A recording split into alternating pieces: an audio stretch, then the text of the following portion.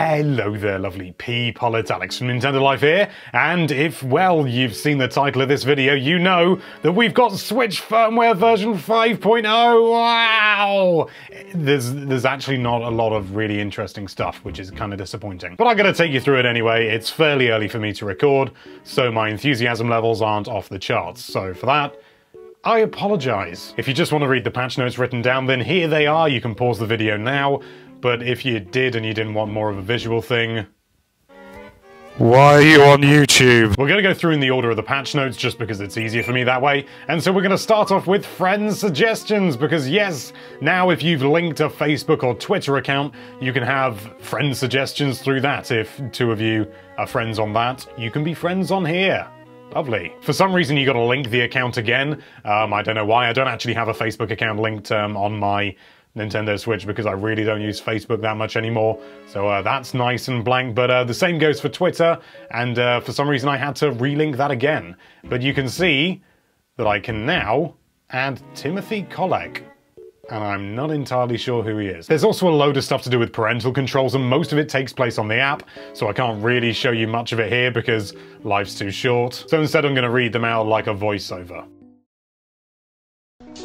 Using the Nintendo Switch Parental Controls App, add specific software titles to your whitelist to exclude them from the console's parental controls restricted software setting.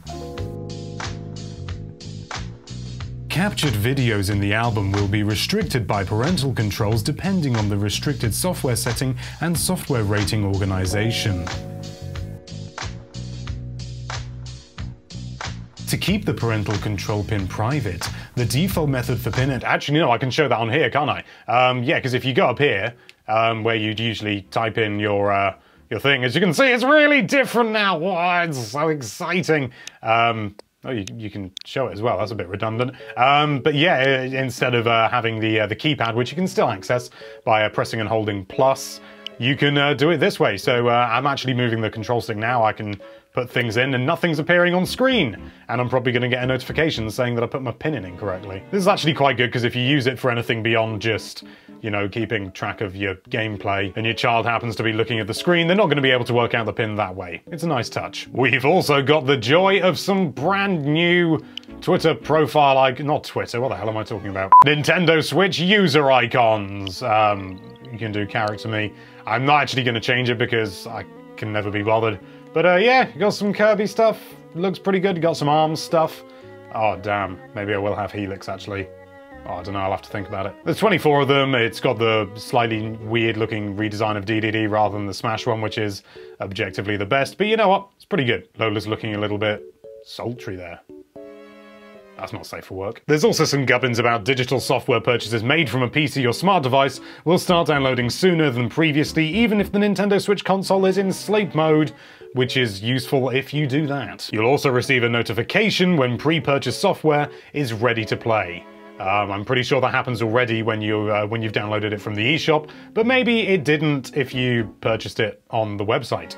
I don't know. Another genuinely useful thing, especially if you happen to have a Japanese account like I do, is the fact that now you can filter the news channel thing. You go into system, for some reason it's all the way down the bottom in system.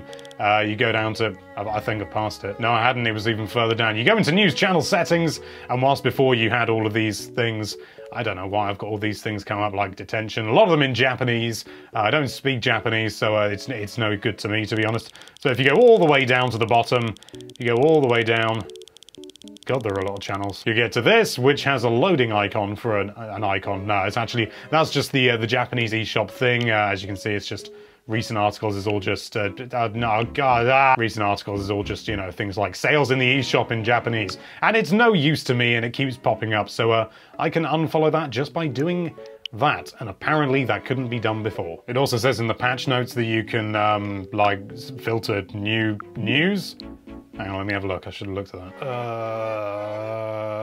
Well, the patch notes say filter news to only view unread or news from specific channels. I'm guessing that's the find channels thing, and you can, like, unfollow. I really don't use the news thing, so this is all news to me. And the last thing on the list is the most exciting thing of all. You can now see the... I thought I disconnected that controller. You can now see the colors of the Pro Controller. Wow. It's actually pretty cool, and it's easier to distinguish which controller's which. Yeah, obviously I'm using the Splatoon one now. No doubt it'll be no time at all when people work out how to change that through some special app on Windows that connects via Bluetooth. Because as you can see, I've already done it with some of the Joy-Con above. And there you have it. That is all that is new in Switch firmware version 5.0. I'll just double check that there isn't some sort of party system in this menu here. No, there's definitely none of that.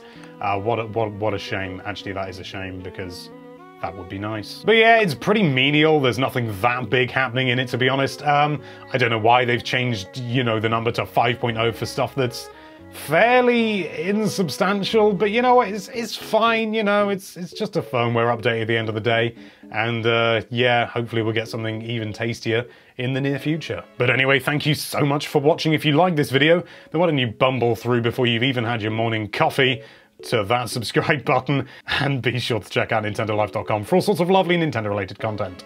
Thank you again for watching, bye bye.